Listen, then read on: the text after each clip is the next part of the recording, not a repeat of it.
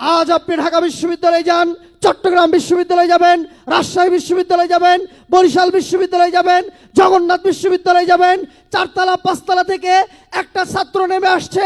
তার পূর্বে যখন ক্লাস শেষ হয়েছে, কেউ বা মেয়ের হাত ধরে, কেউ বা গানের আড্ডায়, কেউ বা মদের আড্ডায়, কেউ বা আজকে নেশাগ্রস্ত, ঠিক সেই মুহূর্তে মাথায় পাগড়ি পরে, গায়ে পাঞ্জাবি পরে, হাতে তসবি নিয়ে আল্লাহর নাম গুনগুন করে জিকির করে করে চারতলা পাঁচতলা থেকে নেমে মসজিদের দিকে যাচ্ছে। কায়মনোবাক্যে মস্তক অবনত করে আল্লাহর কুদরতি পায়ে সেজদা দিয়ে বেরিয়ে এসেছে। আপনি তাকে জিজ্ঞেস করবেন, এই অন্ধকারের মাঝে তোমার মতো গোলাপ ফুল কে তৈরি করেছে? সে বলবে, আমাকে তৈরি করেছে ইসলামী ছাত্র আন্দোলন বাংলাদেশ। আমাদের বাংলাদেশে 5 কোটি শিক্ষার্থী। পৃথিবীর অনেকগুলো রাষ্ট্র আছে যে রাষ্ট্রগুলোতে 5 কোটি জনশক্তি নেই, 5 কোটি জনগণ নেই।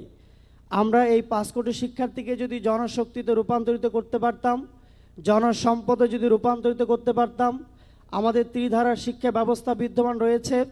আলিয়া কাঠামো, কওমি কাঠামো এবং জেনারেল সকল শ্রেণীর শিক্ষার্থীদের যদি যোগ্য করে গড়ে তুলে শিক্ষাঙ্গনকে যদি শিক্ষার সুষ্ঠু পরিবেশ তৈরি করা যেত এবং আন্তর্জাতিক পরিমণ্ডলে আমাদের দেশের মেধাবী শিক্ষার্থীদের ট্রেনিংয়ের ব্যবস্থা করিয়ে রাষ্ট্র কর্তৃক আমাদের সকল ব্যয়ভার যদি নির্ধারণ করা হতো, তাহলে এই বাংলাদেশ আরও অনেক আগেই সিঙ্গাপুরকে ছাড়িয়ে যেত। প্রিয় ভাইয়েরা আমার, আমরা লক্ষ্য করছি, আমরা দেখেছি বাংলাদেশে যাদেরকে সব থেকে মেধাবী বলা হয়, যারা A+ কিংবা GPA 5 গোল্ডেন পেয়ে থাকে। বাংলাদেশে প্রতি বছর 1 লাখ থেকে 1,20,000 শিক্ষার্থী A+ এবং GPA 5 পাচ্ছে কিংবা গোল্ডেন পাচ্ছে। আজ বাংলাদেশের যতগুলো ইউনিভার্সিটি আছে, সকল ইউনিভার্সিটিগুলো মিলিয়ে মাত্র আসন সংখ্যা আছে 80 থেকে 90,000। যাদেরকে আমি সব থেকে মেধাবী বলছি, 1,20,000 শিক্ষার্থীকে যদি সরকার কর্তৃক বাছাই করে মেধাবী উপাধি দেওয়া হয়, এর বাইরে অনেক শিক্ষার্থী আছে যারা 3 পয়েন্ট পাচ্ছে, 4 পয়েন্ট পাচ্ছে। তাদের বিষয়টা যদি আমি বাদ রেখে দেই, শুধুমাত্র GPA 5 এবং গোল্ডেনকৃত ছাত্রদেরকে যদি হিসাবে আপনি নিয়ে আসেন, তাহলে এরা পাবলিক ইউনিভার্সিটিতে পরীক্ষা দেওয়ার পরেও আরও কমপক্ষে 20 থেকে 40,000 শিক্ষার্থীর আসন সরকার নিশ্চিত করতে পারে নাই। প্রিয় ভাইয়েরা আমার, তাহলে তারা কোথায় ভর্তি হবে? আমার এই বাংলাদেশের প্রায় 80% মানুষ হচ্ছে শ্রমিক, কৃষক, মজুর। একজন বাবা একদিন যদি রিক্সা না চালায়, পরের দিন কি খাবে সে জানে না। একজন কৃষক একবার যদি ফসল নষ্ট হয়ে যায়, এর পরের বছর কিভাবে চলবে সে জানে না। একজন জেলে 1 মাস যদি মাছ না ধরে, পরে কিভাবে চলবে সে জানে না।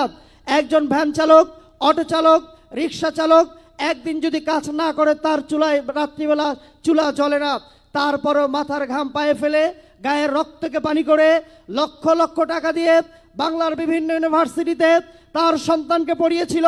তিনি ভেবেছিল সরকার আমার ছেলের গ্র্যাজুয়েশন কমপ্লিট হওয়ার পরে সুন্দর একটা চাকরি দিবে, বৃদ্ধ বয়সে আমার সন্তান আমার ফ্যামিলির হাল ধরবে, অসুস্থ হলে চিকিৎসার ব্যবস্থা করবে, অসুস্থ হলে আমাদের খাদ্যের ব্যবস্থা করবে। এই প্ল্যান নিয়ে যখন বাবা রাত্রি পার করছে, তার পরের দিন ক্যাম্পাস থেকে তার ছেলে বেকার সেজে বাবাকে গিয়ে বলে, এই দেশে কোনো চাকরি নাই, চাকরি পেতে হলে 10 লক্ষ টাকা ঘুষ লাগবে। প্রিয় ভাইয়েরা আমার, আজ আপনি বলতে পারেন যে সে একটি সরকারি কলেজে পড়াশোনা করবে। আমি ধরে নিলাম ফেনী সরকারি কলেজে যদি সে পড়ে, সেখানে কি মেডিকেল আছে? বরিশাল সরকারি কলেজে যদি পড়ে, সেখানে কি ইঞ্জিনিয়ারিং সাবজেক্টে আছে? পটুয়াখালী সরকারি কলেজে যদি সে পড়ে, সেখানে তো মেডিকেল সাবজেক্টে নেই। এই শিক্ষার্থীটি মেধাবী, তার ইচ্ছা ছিল ভালো একজন ডাক্তার হবে, ইচ্ছা ছিল ভালো একজন আইনজীবী হবে, ইচ্ছা ছিল ভালো একজন ব্যারিস্টার হবে, ইচ্ছা ছিল ভালো একজন প্রফেসর হবে, ইচ্ছা ছিল আন্তর্জাতিক মানের একজন ইঞ্জিনিয়ার হবে। কিন্তু বাংলাদেশের এমন একটি অভিশপ্ত শিক্ষা ব্যবস্থা বিদ্যমান রয়েছে, যার প্রেক্ষিতে মেধা ভালো রেজাল্ট করার পরেও বাংলাদেশের সরকার তাকে আসন নিশ্চিত করতে পারছে না। প্রিয় ভাইয়ের আমার, আজ ভারত আর পাকিস্তানের সাপে নেউলের সম্পর্ক, ভারত আর আফগানিস্তান সাপে নেউলের সম্পর্ক। এরপরে উচ্চতর ডিগ্রি অর্জনের জন্য পাকিস্তানের শিক্ষার্থীরা দেওবন্দে পড়তে পারছে, আফগানের শিক্ষার্থীরা দেওবন্দ মাদ্রাসায় পড়তে পারছে। বাংলাদেশের লক্ষ লক্ষ কওমি মাদ্রাসার শিক্ষার্থী রয়েছে যারা উচ্চতর ডিগ্রির জন্য ভারতে বাঙালি পরিচয় পড়তে চায়, কিন্তু ভারত সরকার বাংলাদেশকে এমন রেস্ট্রিকশন করে রেখেছে, দেওবন্দ মাদ্রাসায় বাংলাদেশের কোনো শিক্ষার্থী বাঙালি পরিচয় পড়তে পারে না। প্রিয় ভাইয়েরা আমার, এর কোনো সুরাহা বাংলাদেশ সরকার করেনি। আজ বাংলাদেশে হাতে গোনা কয়েকটা আলিয়া মাদ্রাসা ছাড়া ম্যাক্সিমাম মাদ্রাসাগুলো ধ্বংস হয়ে গেছে। ম্যাক্সিমাম মাদ্রাসায় নকলে সরাসরি হচ্ছে, শিক্ষার্থীদের জীবন বিধ্বংসী হচ্ছে।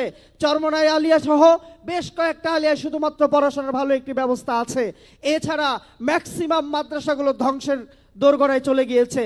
প্রিয় ভাইয়েরা আমার, আজ এই বাংলার শিক্ষার্থীদেরকে জাগ্রত হতে হবে। ইসলামী ছাত্র আন্দোলন বাংলাদেশ সেই শপথই পুরো বাংলাদেশে দিতে চায়। কীর্তন খোলার বুক চিরে ঐতিহাসিক বঙ্গোপসাগরের কোল ঘেঁষে মহান সংস্কারক, মহান মুসাদ্দেদ, যিনি ছিলেন বাংলার রাখাল রাজা, তিনি ছিলেন বাংলার অলিকুল শিরোমণি, চরমনার পুণ্যভূমিতে তিনি জন্মগ্রহণ করে তিনি চিন্তা করলেন বাংলাদেশে যেইভাবে আমেরিকা পশ্চিমা আদর্শের ধ্বজাধারী চিন্তার মাধ্যমে বাংলাদেশের সকল শিক্ষার্থীদেরকে ইসলাম থেকে দূরে রাখা হচ্ছে, দিন থেকে ধ্বংস করে দেওয়া হচ্ছে, চিন্তাকে ধ্বংস করে দেওয়া হচ্ছে, তখনই তিনি চিন্তা করলেন আমার সন্তানদের মতো বাংলার সকল শিক্ষার্থীরা হচ্ছে আমার সন্তান। তার প্রেক্ষিতে প্রত্যেকটা শিক্ষার্থীকে নববী আদর্শ তৈরি করবার জন্য 1991 সালের 23 আগস্ট পীর সাহেব চরমনাই রহমাতুল্লাহি আলাইহি ইসলামী ছাত্র আন্দোলন বাংলাদেশ প্রতিষ্ঠা করেছিলেন। আজ আপনি ঢাকা বিশ্ববিদ্যালয়ে যান, চট্টগ্রাম বিশ্ববিদ্যালয়ে যাবেন, রাজশাহী বিশ্ববিদ্যালয়ে যাবেন, বরিশাল বিশ্ববিদ্যালয়ে যাবেন, জগন্নাথ বিশ্ববিদ্যালয়ে যাবেন, চারতলা পাঁচতলা থেকে একটা ছাত্র নেমে আসছে। তার পূর্বে যখন ক্লাস শেষ হয়েছে, কেউ বা মেয়ের হাত ধরে, কেউ বা গানের আড্ডায়, কেউ বা মদের আড্ডায়, কেউ বা আজকে নেশাগ্রস্ত, ঠিক সেই মুহূর্তে মাথায় পাগড়ি পরে, গায়ে পাঞ্জাবি পরে, হাতে তসবিহ নিয়ে আল্লাহর নাম গুনগুন করে জিকির করে করে চারতলা পাঁচতলা থেকে নেমে মসজিদের দিকে যাচ্ছে। কায়মনোবাক্যে মস্তক অবনত করে আল্লাহর কুদরতি পায়ে সেজদা দিয়ে বেরিয়ে এসেছে। আপনি তাকে জিজ্ঞেস করবেন এই অন্ধকারের মাঝে তোমার মতো গোলাপ ফুল কে তৈরি করেছে? সে বলবে আমাকে তৈরি করেছে ইসলামী ছাত্র আন্দোলন বাংলাদেশ। প্রিয় ভাইয়েরা আমার, এই জন্য আমাদের সকল শিক্ষার্থীদেরকে আমরা বলতে চাই, আসন রক্ত দিয়ে এই বাংলাদেশকে দ্বিতীয় স্বাধীন আমরা করেছি। এরপরও আমরা লক্ষ্য করছি প্রত্যেকটি ইউনিভার্সিটিতে বৈষম্য তৈরি করা হচ্ছে, বিভিন্ন সংগঠনকে অ্যাডভান্টেজ দেওয়া হচ্ছে এবং হল কর্তৃপক্ষ তাদেরকে বিশেষ সুবিধা দেওয়া হচ্ছে। ইসলামী ছাত্র আন্দোলন বাংলাদেশ এখনো অনেক শিক্ষাঙ্গনে বৈষম্যের শিকার হচ্ছে, সাধারণ শিক্ষার্থীরা এখনো বৈষম্যের শিকার হচ্ছে। যেই যোদ্ধারা রক্ত দিয়ে আমাদের দ্বিতীয় স্বাধীনতা দিয়ে গেছে, ইসলামী ছাত্র আন্দোলন বাংলাদেশ এই বাংলাদেশে যতদিন থাকবে ততদিন এই রক্তের সাথে বেইমানি করতে দেওয়া হবে না। আগামী দিনে সকল আন্দোলন সংগ্রামে থাকবার আহ্বান জানিয়ে আমার বক্তব্য শেষ করছি। ওমা তৌফিক ইল্লা বিল্লাহ।